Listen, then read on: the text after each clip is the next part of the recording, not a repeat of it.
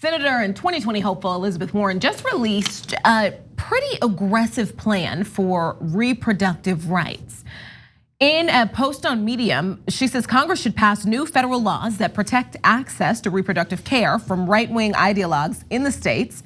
Federal laws that ensure real access to birth control and abortion care for all women. Federal laws that will stand no matter what the Supreme Court does. And she breaks that down further to this, saying Congress must prohibit states from interfering in the ability of a healthcare provider to provide medical care, including abortion services.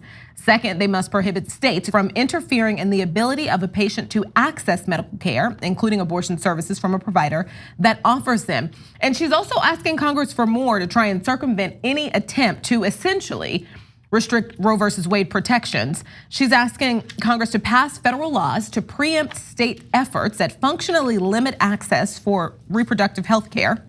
States have passed countless targeted regulations on abortion providers called TRAP laws, which are designed to functionally limit and eliminate women's access to abortion care while not technically contravening Roe.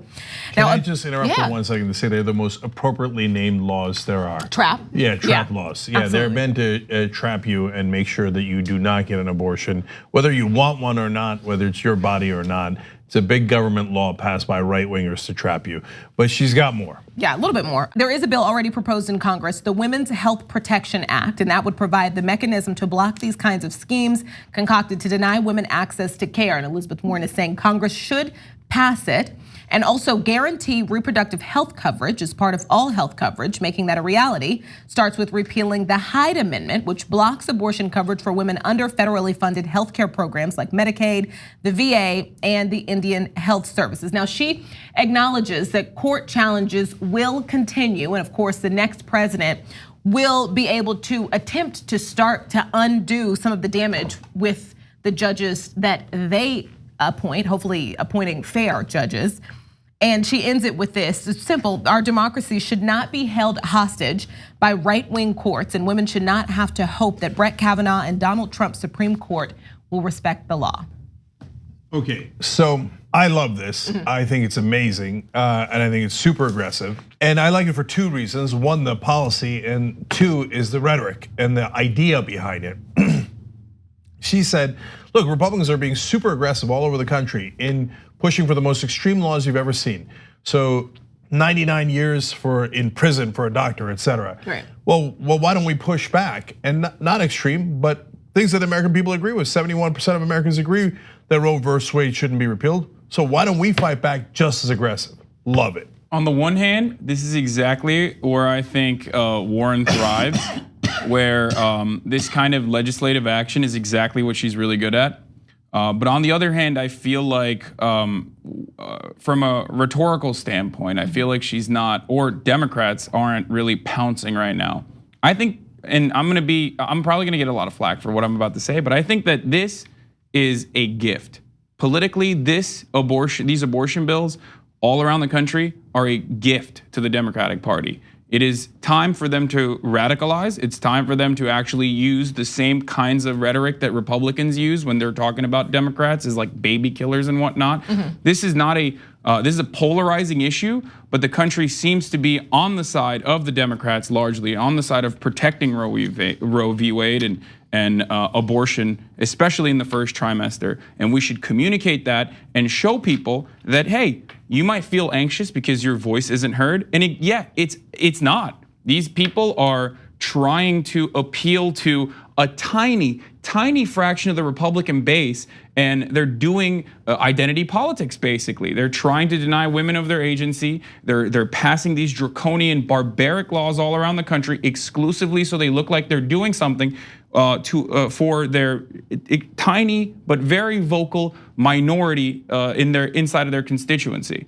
Yeah, so I was wondering how you're going to go to the left of me on this, Haas, because you usually find a way, or to the radical of me. I don't know if that's a thing. But I do want to clarify.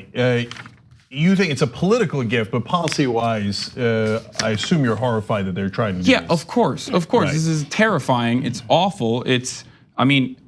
Sharia law has different interpretations, but from what white Americans understand Sharia law as, this is literally that. This conversation should be centered around personhood.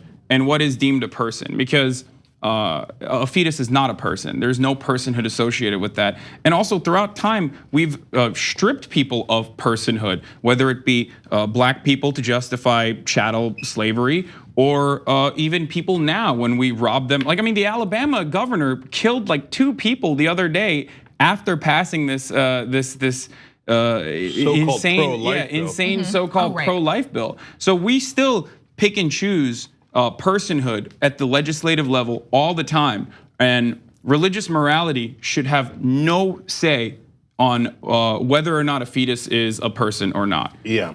So in terms of the back to the both politics and the policy of it, I was pleasantly surprised to see both Elizabeth Warren, and you should give credit to Kirsten Gillibrand, who actually came up with a similar policy, maybe even a little bit tougher the day before. So great credit to both of them for being so bold, and it shouldn't be surprising. So the Hyde Amendment does not allow the government to, in any way, shape or form, fund abortions, and we've come to accept that as a reality in American political life. And every Democrat goes out there and goes, "So I mean, I wouldn't take away the Hyde Amendment. Don't get me wrong, but why? Like, I even got accustomed to that." And there's no reason why we should have gotten accustomed to that. No, we don't agree. Healthcare means healthcare. It means you cover things that are vital to men and women in their healthcare. And this is certainly vital. So it's about damn time that presidential candidates and senators fought back and said, no, we don't agree with the Hyde Amendment, and we will fight vigorously to defeat it. And then the other part that's really strong and expose the hypocrisy of the Republicans is getting rid of the domestic gag rule. So this says that providers who receive federal family planning funds cannot perform abortions, but also cannot even refer people to abortion providers. Hence, they are gagged from speaking on that issue. Now, I thought the right wing claimed they were advocates of free speech. Apparently not.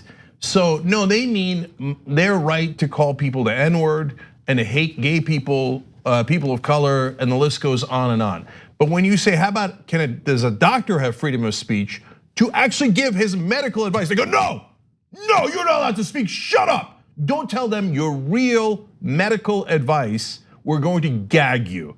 So should we fight back on that? Hell yes. And in so doing, whenever you fight aggressively for your position, you expose the weakness and the hypocrisy of the other side. So this is very well played, and of course on policy, exactly right.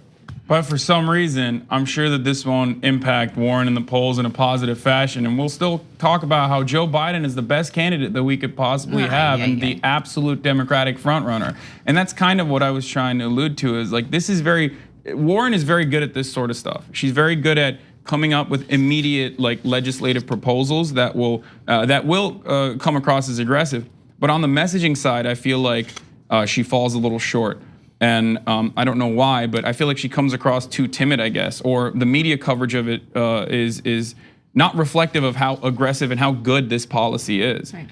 Yeah, and so some of that is in the assumptions of the media, no question. And but for me, I've always said the only thing that matters is policy. So if you've got the best policy and the strongest policy, it doesn't speak for itself. You still have to shout about it. Right. Okay, unfortunately, a lot of Democrats, and Obama did this often, assumed that his actions spoke for themselves. They do not, right? You've got to reinforce it. That's Haas's point, I agree with that. But if you get it passed, then it speaks for itself, because then it's the law of the land. And as usual here, Warren with the smartest and strongest policy. And I do want to say one other thing to the framing that the media does. They make it seem like it's a Republican versus Democratic issue and it's 50-50. As I told you earlier, it's 71% of the country. It's not 50-50. That is an overwhelming majority that is pro-choice. But on top of that, did you know it's 52% of Republicans that think that Roe versus Wade should not be overturned? Including Tommy Lauren, apparently. I mean, or we knew that already, but got her fired. Including Meghan McCain in private, but not in public. Right. Yeah. But of course, because Republican women have been voting against their own interests since they started voting. I mean, yeah. I mean, no. And so that's you look, Anna has said that before, and people get really emotional about it.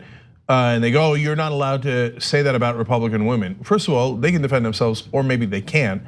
But they have been voting against their interests on equal pay, on reproductive rights, and a host of other issues. And you could say, hey, look, they have their own agency, and whether they were brainwashed or not brainwashed is not our place to say. And you could say the same about women in oppressive Muslim fundamentalist cultures. Is it really their decision, or were they brainwashed into it through a culture? And those are interesting philosophical debates to have.